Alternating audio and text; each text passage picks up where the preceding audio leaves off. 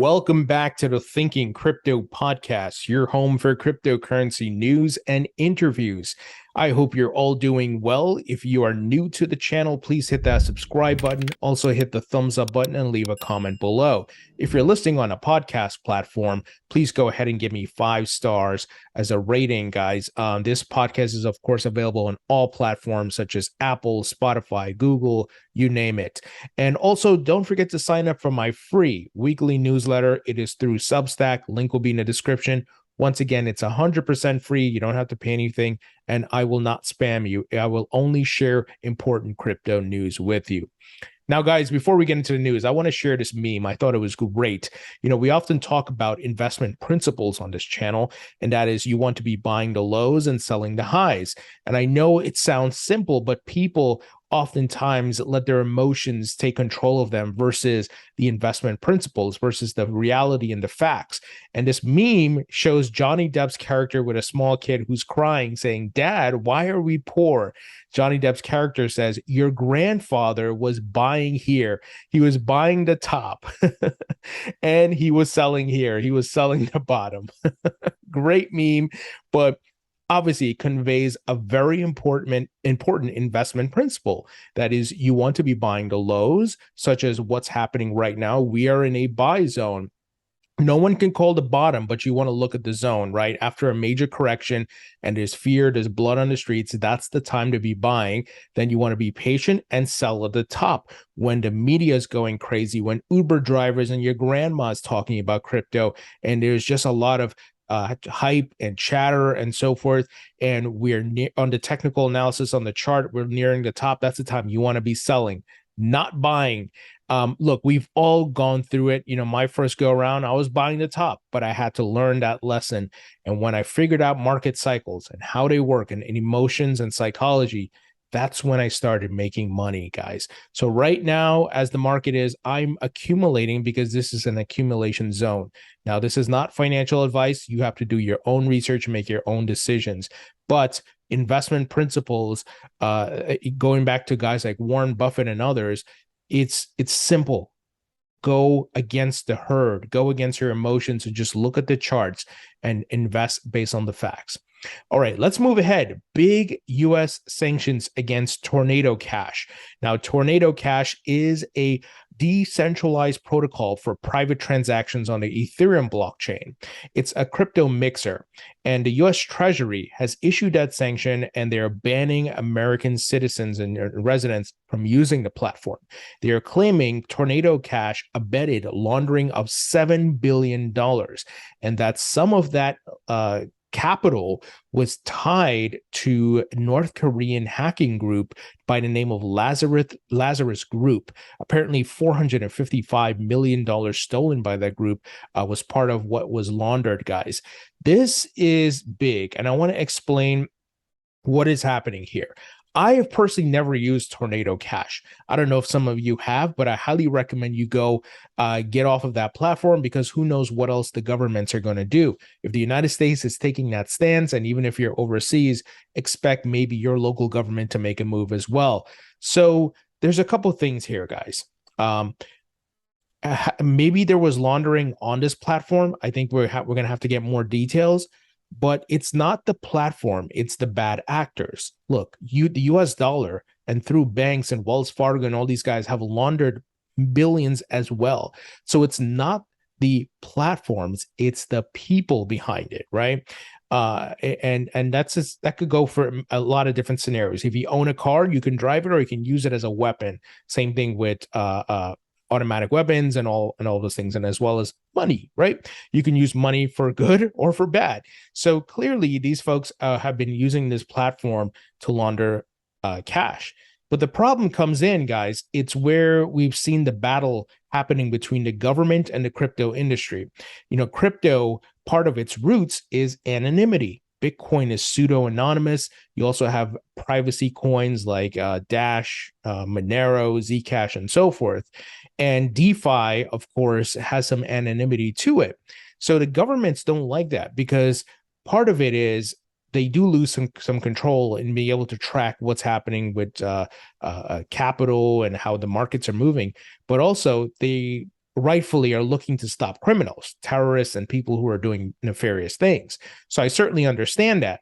But we got to find a balance here. And obviously, the US Treasury and these folks are coming down heavy on Tornado Cash here. And I don't know what the solution is, because I do believe some level of anonymity is important, but I understand the government's concerns and how money could be used for illicit activities. So the US Treasury, they tweeted out today, they said, today, Treasury sanctioned virtual currency mixer Tornado Cash, which has been used to launder more than $7 billion worth of virtual currency since its creation in 2019. Virtual currency mixers that assist criminals are a threat to the U.S. national security. Now, these folks, I don't think they build a platform to assist criminals. It's just the nature of crypto and DeFi and so forth. But that is where, you know, maybe the technology has to mature, and we find that balance, that the governments don't go and ban these platforms and kill them, but rather there's some level of trigger that needs to be set up. But I don't know what that is, honestly. You know, this is probably something that will be figured out, who knows, in the next 5 to 6 to 8 years. We still got ways to go to figure this part out. The anonymity part is going to be a big pain point for the government, and I think the crypto industry and the governments are going to clash on this. But it's something you should be aware of. Once again, I haven't used this platform, but if you have, guys, you know, definitely go. I would get whatever you need to get off of there, and just close out your account or whatever you need to do, because look, clearly they're going after it, and once again, other governments could do the same. So Circle, they made the announcement that Circle USDC reportedly blacklists Tornado Cash contracts following the US Treasury ban. So this is going to have a trickle-down effect. Many other companies and public coins are going to stop any type of support or transactions and things along those lines. Now, this ban is a bit draconian, right? They're saying all Americans can't use it, instead of, you know, kind of trying to ban maybe the folks in North Korea from using it, or wherever, you know, the illicit activities are happening. And the folks at the Blockchain Association, Jake Tversky, weighed in saying, for years, US Treasury has carefully distinguished bad actors from the neutral tools and technology that they, plus everyone else in the world, are able to use. The decision to sanction Tornado Cash, a decentralized protocol, threatens that smart and balanced approach to crypto. He says, we at the Blockchain Association fully support the U.S. Treasury's mission to combat illicit activity in crypto, but we are concerned that today's decision crosses a line that the U.S. government has always respected and should continue to uphold as a matter of good policy. He says, we'll have more to say as we evaluate the U.S. Treasury's decision and its implications, including for the constitutional rights of U.S. citizens broadly and software developers specifically. In the meantime, see this from our friends at Coin Center, from whom we agree. And the folks at Coin Center, it looks like Jerry Brito here, who's the executive director at Coin Center, tweeted out, today's action does not seem so much as a sanction against a person or entity with agency. It appears instead to be a sanctioning of a tool that is neutral in character and that can be put to good or bad uses like any other technology. Exactly. And look, these governments may be fighting a losing battle here, because this technology, blockchain technology, is global. And we've seen folks via the dark web able to do things, right? Go beyond any sanction and get past any of these rules and so forth. So we'll see what happens. I'm just hoping we find a balance, that the industry is able to maybe come to some solution that satisfies the government's needs, or you know, the things that they need to check for. And, you know, the governments aren't going to be draconian and ban things, right? I don't agree with the ban. I think they need to be better and monitor certain transactions, maybe, that are tied to certain wallets and overseas. Maybe, once again, hackers, criminals, whatever it is, do what you got to do there. But an outright ban, I think, that's draconian right there. Now, Munib Ali, who I've interviewed on the channel, who's a co-founder of Stacks, And he tweeted out, "It's time to put our crypto tribalism aside. The crypto wars too are starting. The US Treasury puts privacy tool Tornado Cash on the sanctions list. This list is meant for people, not tech tools. Privacy tools are for every American." So, the tribalism he's been talking about, we've seen Bitcoin maxis going after Ethereum and other cryptos, and then Ethereum maxis going after Bitcoiners. And you throw in XRP folks in there. It's just been a mess, and we got to come together. We still got ways to go to figure out regulations and to look.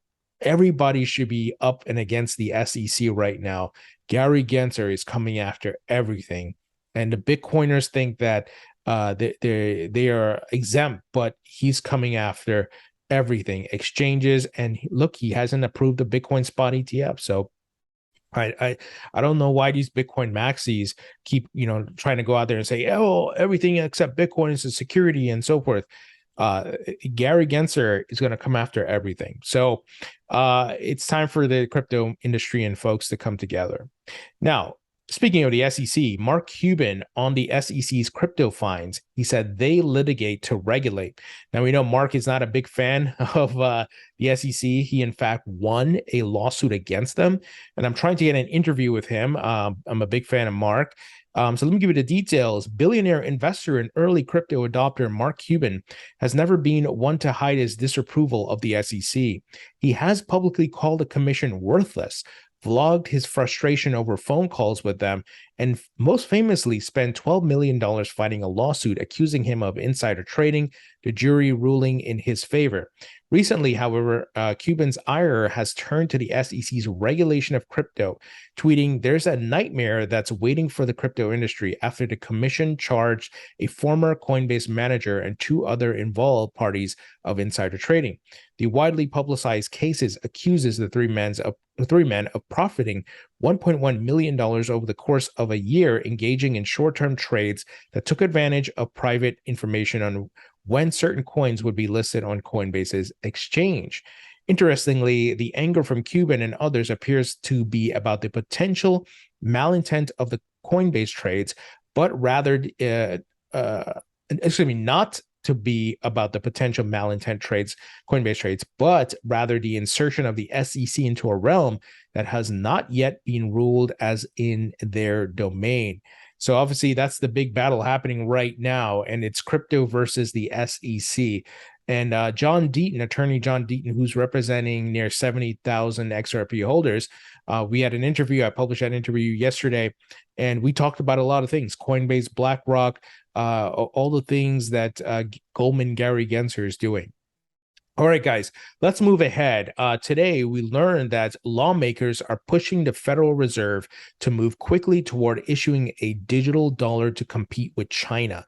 So the US CBDC. CBDC means central bank digital currency. And of course, this is getting bipartisan support. So it says here, the bipartisan group of lawmakers has sought for the US to counter global competitors launching digital versions of their currencies. The House Financial Services Committee might vote on related legislation as soon as next month. So what have I been talking about, guys? Stablecoin regulation is the hot item. And guess what? In conjunction, what dovetails with that is CBDCs. So what they're going to do is regulate the stablecoin market. Well, stablecoins can only be used here, but not throughout the entire economy. Enter the digital dollar. And this idea or framework is going to be true for other economies around the world, other countries who are also building their CBDCs. So this is coming, and I tweeted about this, guys. And before I get to that, this article is actually from today via the Wall Street Journal, where the title being "U.S. Lawmakers Look to Digital Dollar to Compete with China." The Federal Reserve is considering the idea, but no rush. Yeah, right. They're considering the idea. That's a big lie, and there's no rush. Oh, trust me, there's a rush, because the digital yuan is already out in the wild. People are getting to test it. We've seen images and videos and so forth of that happening. And with China's big global move to other countries, and they're helping other countries to develop their infrastructure while gaining competitive ground on the United States, they're going to look to inject that digital yuan into those economies. The US, as a world reserve currency, cannot let that happen. And I don't think they will. Obviously, I've interviewed Chris Giancarlo of the Digital Dollar Project about 3 times about this, and I hope to have him back on soon. But guys, the TLDR here, why am I talking about this? Well, I tweeted out about it, and that is this is going to be big for the crypto market. And I think the next bull market cycle will be epic. Let me explain. Actually, let me pull up the tweet here. And by the way, if you're not following me on Twitter, please follow me, guys. I tweet out about a lot of different things. So I said the digital dollar will be here soon. The next bull run cycle will be epic. The digital dollar will be out along with other CBDCs, which will bring education and awareness to the masses. Guys, these government folks are not just going to be like, here's a digital dollar. But what's the difference from my Venmo and PayPal? This is tokenized on the blockchain. And that, my friends, that piece of information, that education, imagine what that's going to do for the crypto market. It's going to bring validity for crypto tokens, which are built on blockchain technology, and education. I can trust this. I can use this. I can invest in this. It may not be tangible in my hands like a real dollar bill, but the blockchain, because the government said it, because President Trump or President Biden or whatever, right? Whoever, Jerome Powell said it, Janet Yellen said it, and I believe it. Guys, you know how the masses work. People who only listen to what's on TV. They see Biden speaking on TV, they believe everything, right? But I'm not saying that everything Biden or these presidents say is a lie, but clearly governments put out narratives, and sometimes those narratives are not true. I think we've all seen that in different cases. Just recently, you look at, they changed the definition of a recession, right? That's pretty ridiculous.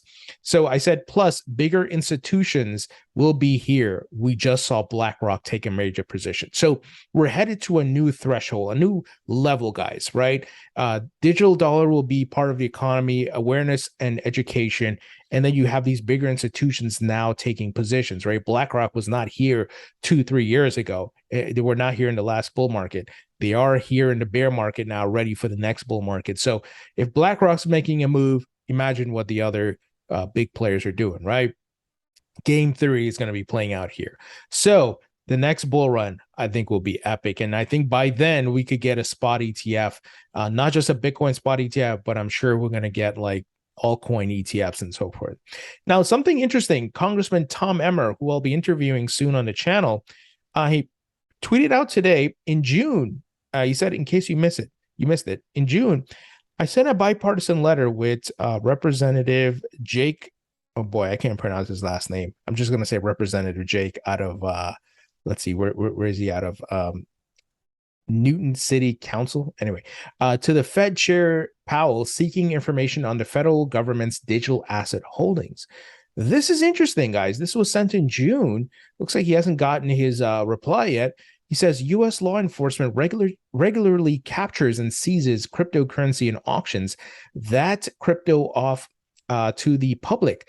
This process is not transparent, and there are reports that as of February 2022, the U.S. government owned $4 billion in Bitcoin alone.